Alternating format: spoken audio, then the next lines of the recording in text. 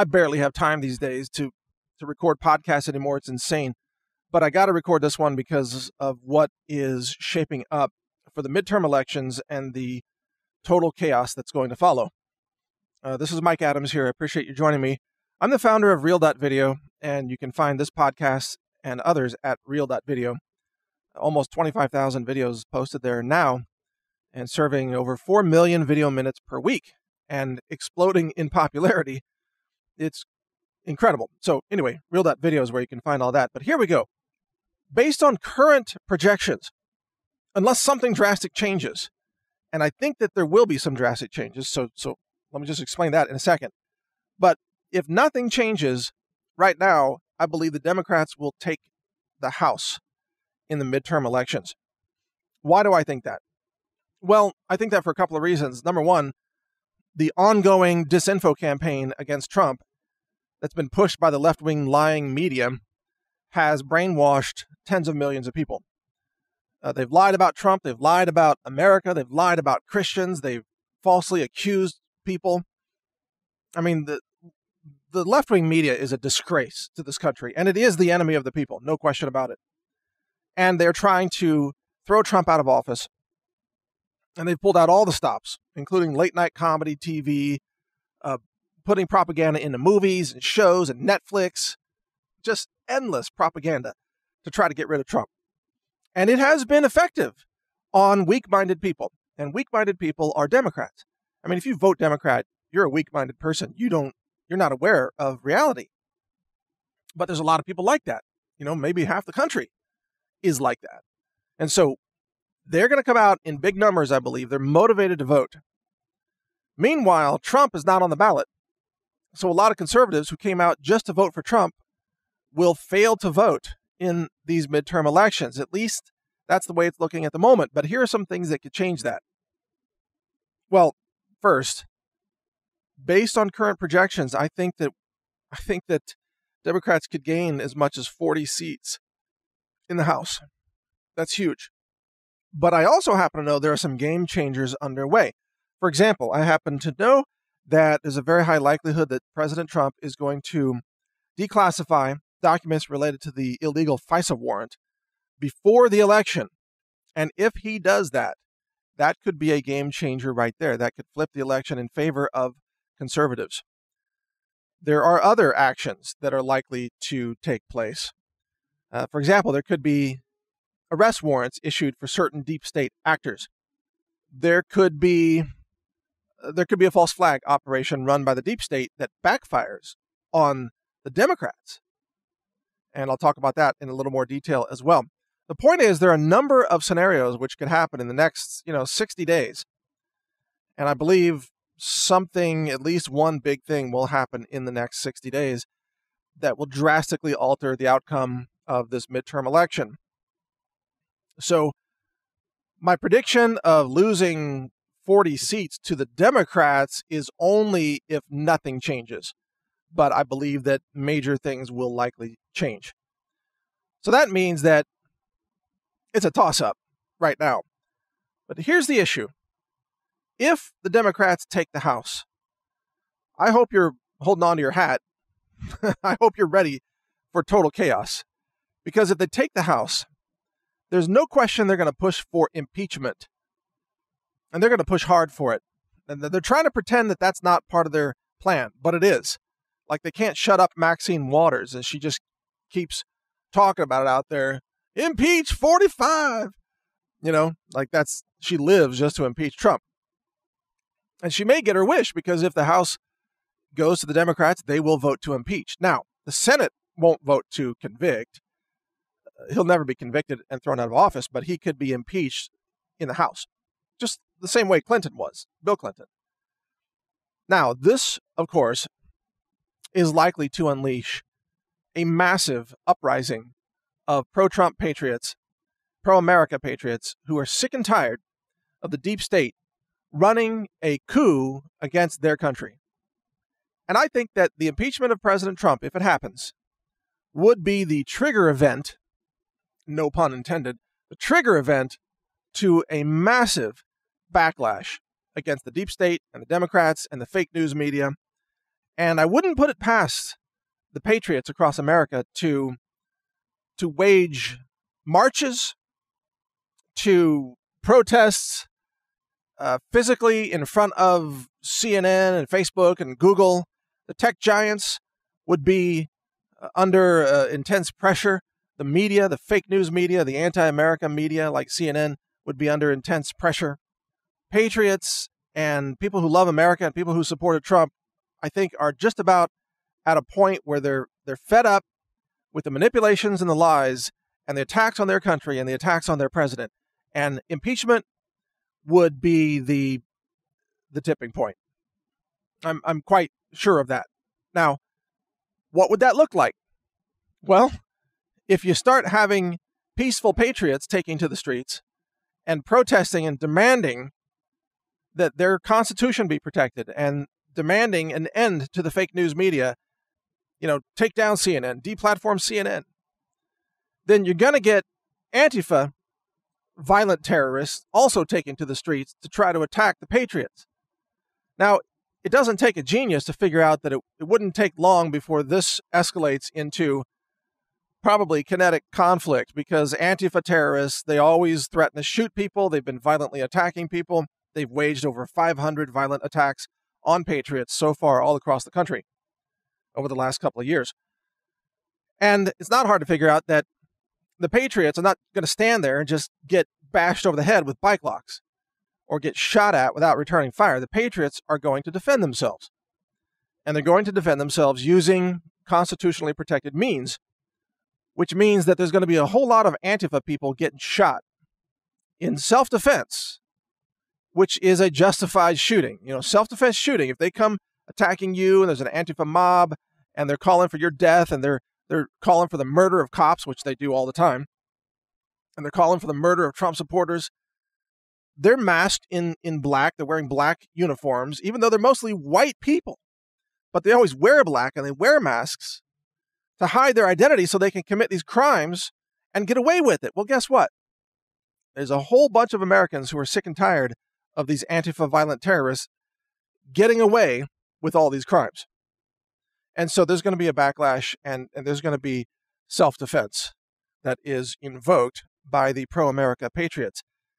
Now, from there, things spin very quickly into the president declaring a national emergency, invoking essentially martial law. Whether he calls it that or not is, who cares? It will be martial law. National Guard troops will be deployed, and military contractors or former military contractors will be deployed across U.S. cities, which is something that was told to me previously about, 8 months ago or so, 9 months ago, that was coming. Because I happen to be connected to that community because of all of my tactical firearms training experience. I know a lot of people. I interact with a lot of people, including active U.S. Army intelligence, who are, they don't tell me anything that's top secret, obviously, but they tell me that they're concerned, that they also know what's coming, and they have some knowledge of what's coming. I'll just leave it at that. And in addition to that, I interact with a lot of retired military and former FBI, retired FBI, the good ones, not the scum who are running the FBI today at the top, the good FBI agents, when the FBI actually had credibility and wasn't run by traitors like James Comey. And I don't know about Christopher Wray. Seems like a deep state insider to me, but I don't know. So I guess I'll withhold final judgment on that. Look, the point is, there will be mass chaos across the country. We're talking civil unrest. We're talking martial law. And in that scenario, the president can use established executive orders to seize control over the entire media. Aha, you say. Is this the game plan? Well, I posted this. I did a whole episode on this. You can find it at real.video. It's called the Trump Chaos Plan. And I encourage you to go watch that if you're interested in a further analysis of this. The Trump Chaos Plan says that Trump actually has a plan to see things spin into chaos and then invoke the emergency executive orders that were put on the books by none other than Barack Obama in, I think, 2012. Maybe that executive order was earlier than that. But these executive orders that were put in place by Obama were planned to be invoked when Hillary was in the White House. And the plan was to take over the media, block all websites, take over the energy sector, take over the military, everything, and have Hillary in charge and have a communist takeover of America. Remember, Obama was a sleeper cell. He basically works for Iran, right? I mean, he's practically Hezbollah, you know? Obama is an anti-American sleeper cell. He's like a terror cell, and he's still running things. And he put all these executive orders on the books specifically so they could be invoked by Hillary Clinton. He was handing her a power blueprint to take over the country and to seize power in the chaos that was planned to be rolled out. And that's why Obama was always fanning the flames of riots and social unrest and race warfare. He did all that on purpose. They were trying to create a nationwide chaos/civil war condition so that Hillary Clinton, as president, could invoke these specific executive orders and seize control, take over the media. Well, guess what? Trump now has that power, and it is an executive power. And that executive power will be backed up by none other than the Supreme Court, with Brett Kavanaugh in there after he is confirmed, which will happen very soon, probably by October. So think about the timeline here, folks. Kavanaugh gets confirmed as a new Supreme Court justice, let's say early October. Then you have the midterm elections. And you might have a false flag in there somewhere when the deep state is trying to murder Trump. And you're going to have Trump waiting for Kavanaugh to be confirmed before he starts to release classified information, because that could be challenged and end up going to the Supreme Court. And also, if there is chaos after the election and the left tries to start a massive communist uprising that's initiated by a false flag, Trump needs the support of Kavanaugh in the Supreme Court position in order to survive any kind of challenge to his deployment of the executive orders that would give him sole power over the entire media, because Obama wrote that order. Are you seeing the picture now? You see how this fits together? You see why they panicked and freaked out when Trump won the election, because they just handed him the power to seize control over the entire media as long as there is sufficient national emergency chaos. And do you also understand now why chaos could play into the hands of President Trump? Do you see why chaos is desired by both the left and the right? The left wants chaos because they think they can have a communist revolution and boot Trump out of power. But Trump himself wants chaos because it concentrates power in the hands of the executive, taking it out of the legislative branch and out of the judiciary. And as long as Trump can declare and justify a national state of emergency due to, chaos in the streets and people getting shot and killed and so on, then he actually, for that temporary period of time, he has near total control over the government. And it's written into the War Powers Act and National Emergency Acts and executive orders, dozens of them. This is the power that every president has had. So I hope you're ready for the chaos that's coming, because in my estimation, everybody in power in Washington is pushing for chaos. Everybody wants the chaos. And because of that, we're going to get chaos probably. And the media wants chaos. They've been pushing it for a long time as well. So I hope you're ready, because it's going to be ugly. And it's going to be violent. And it's going to be nasty all around. It's going to be, man, I hope you're ready. I know I'm ready with all my preparedness and survival food and all that stuff, but most people aren't ready. What will you do? How will you live 30 days without electricity?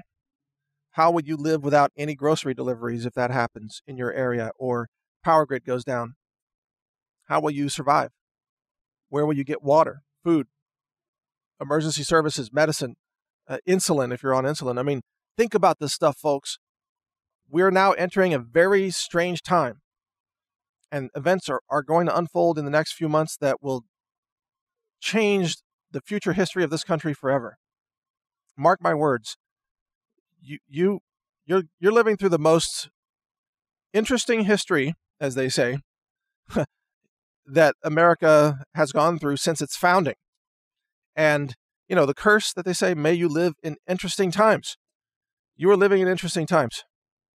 And it's about to get very strange and potentially very violent. So be safe. Read my website, survival.news. Listen to my podcast at real.video. Read my website, naturalnews.com. And most of all, just get prepared, folks. Get prepared. If you're not ready, there's going to be a day where it's too late. So do it now. Thanks for listening. Learn more at healthrangerreport.com. Thank you for watching. If you want to support our mission, visit us at healthrangerstore.com for the world's largest selection of lab-verified superfood and nutritional products for healthy living.